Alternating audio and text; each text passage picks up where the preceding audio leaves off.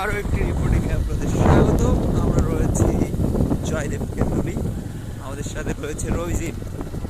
আমরা যাচ্ছি visiting, side visiting. এটা হচ্ছে জয়দেব দুর্গাপুর রাস্তা, যে একটা বাঁধ ছিল যেখান থেকে টোল তোলা হতো 4 চাকার গাড়ি যাওয়ার জন্য। তো এটা গতকালকের বৃষ্টিতে পুরোটাই বসে দুই পারের মানুষের সাথে সংযোগ বিচ্ছিন্ন হয়ে গেছে, প্রচণ্ড স্রোত সেখানে। আমরা ডাইরেক্ট রবির সাথে চলে যাব বাঁধের একটু কাছে। রবি, চলো একটু হেঁটে আসি।